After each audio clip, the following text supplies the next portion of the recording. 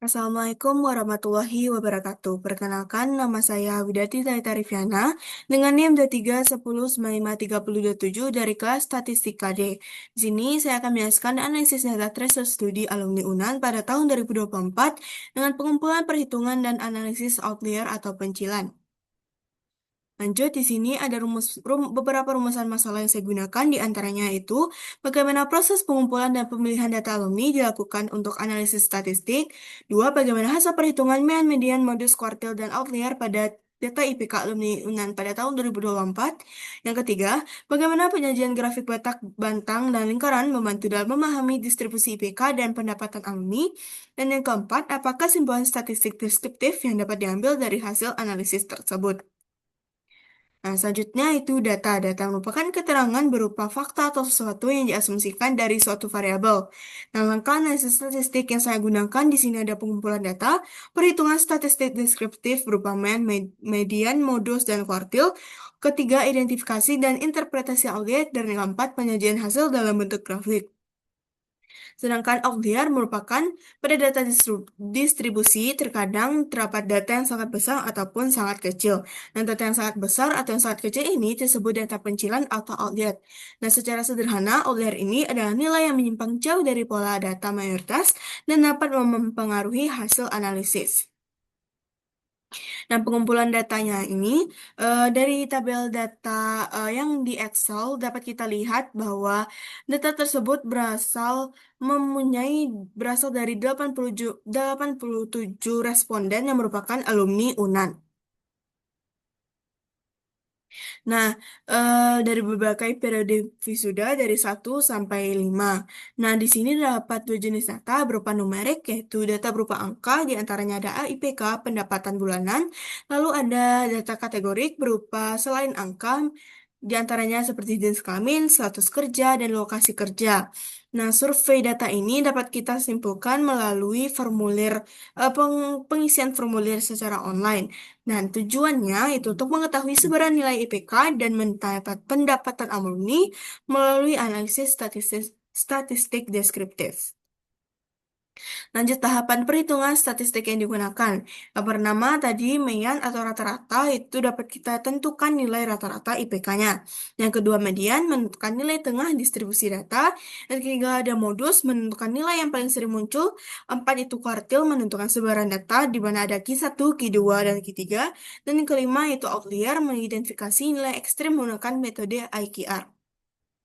Lanjut di sini data perhitungan IPK di mana saya menggunakan sampel datanya itu dari 29 alumni.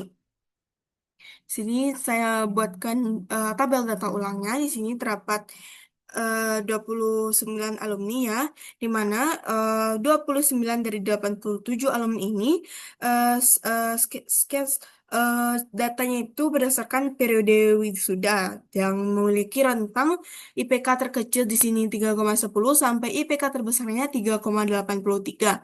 Dan di sini saya memastikan mengambil data dari beberapa data dari setiap periode wisudawannya untuk membuat datanya itu sederhana namun tetap relevan.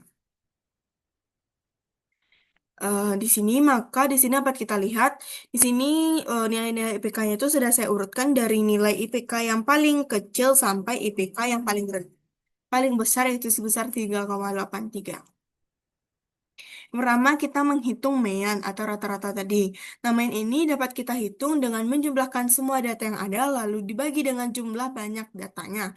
Nah, rata-rata ini dapat kita lihat di sini sigma XI, di mana XI tadi jumlah data tadi yang sudah kita jumlahkan, lalu dibagi dengan N ini banyak datanya.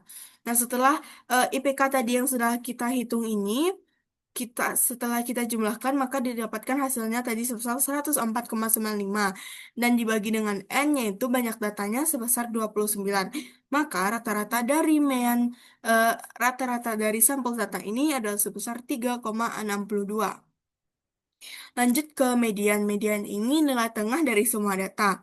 Nah, kita dapat menghitung mean ini dengan mengurutkan semua data tersebut dari terkecil sampai ke besar. Karena datanya tadi udah ganjil kan, sebesar 29, maka langsung dapat kita lihat bahwa median itu akan terletak pada data ke-15. Dapat kita hitung di sini sampai data ke-15. 1, 2, 3, 4, 5, 6, 7, 8, 9, 10, 11, 12, 13, 14, 15. Maka median dari sampel data ini adalah IPK sebesar 3,54. Lanjut, di sini ada modus. Modus ini merupakan nilai yang paling sering muncul. Nah, dapat dari data tersebut ada beberapa nilai yang sering muncul. Di antaranya 3,54 tiga kali, 3,52 kali, 3,92 kali, dan IPK 3,63 juga dua kali. Maka dari keempat data yang sering muncul tadi, dapat kita lihat bahwa mediannya itu adalah IPK 3,54 yang muncul sebanyak tiga kali. Lanjut, itu ada kuartil. Di sini dapat kita gunakan posisi kuartilnya berdasarkan urutan datanya. Di sini Q1-nya data ke 0,25 dikali N ditambah 1. Maka Q1-nya antara data ke-7 sampai data ke-8. Maka Q1-nya kita dapatkan sebesar 3,41. Sedangkan untuk Q2 itu sama dengan median atau nilai tengah tadi. Maka langsung saja Q2 itu sebesar 3,54. Nah, lanjut, itu ada Q3. Q3 itu data ke 0,75 dikali dengan N ditambah 1. Maka rentangnya antara data ke 322 sampai ke 23. Maka Q3-nya dapat kita lihat hasilnya itu 3,595. Lanjut, di sini rentang antar kuartil atau IQR tadi. Jadi IQR ini dapat kita hitung dengan mengurangi nilai Q3 dengan Q1.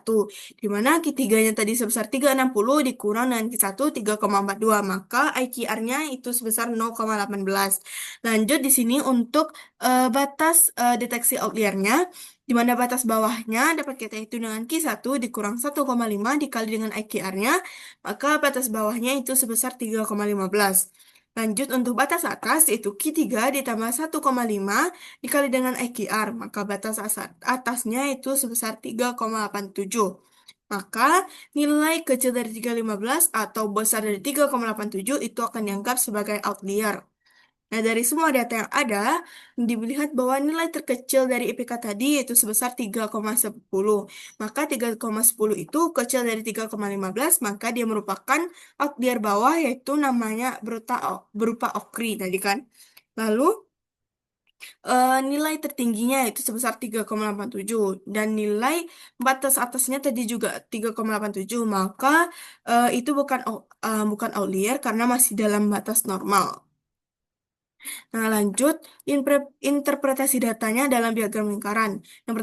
Diagram yang pertama itu ada diagram batang. Itu langkah perhitungannya kita hitung terlebih dahulu rata-rata IPK per periodenya tadi. Nah, menghitung rata-ratanya masih sama seperti rumus yang tadi, jumlah per periode dibagi dengan jumlah periodenya. Maka di sini untuk memudahkan saya buatkan tabelnya, maka dapat kita lihat rata-rata masing periodenya. Dan di sini adalah bentuk interpretasi dari diagram batang tersebut. Dapat kita lihat bahwa periode 3 atau memiliki nilai rata-rata 3,61 tadi merupakan nilai tertinggi, maka bentuk diagramnya juga paling tinggi. Lanjut, yang kedua itu ada diagram lingkaran. Diagram lingkaran ini kita hitung dengan kategori pendapatan. Maka pendapatan omni tersebut kita bagi ke dalam 4 kategori. Di sini saya sudah buatkan juga tabelnya dalam Excel. Di sini ada 4 kategori, besar 3 juta, 3 sampai 4 juta, 4 sampai 5 juta, dan besar dari 5 juta. Maka dapat kita lihat di sini untuk menghitung persentasenya masing-masing kategori tadi dapat kita hitung menggunakan sudut lingkaran. Maka dapat kita lihat di sini bentuk interpretasi dari diagram lingkaran setelah kita hitung tersebut bahwa nilai kategori pendapatan 4 sampai 5 juta memiliki bagian paling besar karena persentasenya juga yang paling besar. Nah, kesimpulan dari perhitungan dan analisis yang saya telah lakukan di sini, Di sini ada beberapa kesimpulan. Yang pertama itu data tracer alumni UNAN menunjukkan IPK rata-rata 3,62. Yang kedua, hasil analisis menunjukkan hanya satu outlier bawah itu sebesar 3,10 tadi. Dan ketiga, diagram batang menunjukkan konsistensi antar periode wisuda dan diagram lingkaran memperlihatkan proporsi pendapatan alumni yang positif. Dan yang keempat, secara keseluruhan analisis hari ini membuktikan bahwa lulusan UNAN 2024 memiliki performa akademik dan ekonomi yang baik dan masih dalam variasi yang wajar. Nah, mungkin itu yang dapat saya sampaikan. Maaf untuk segala kekurangan dan kesalahan, dan terima kasih untuk perhatiannya. Assalamualaikum warahmatullahi wabarakatuh.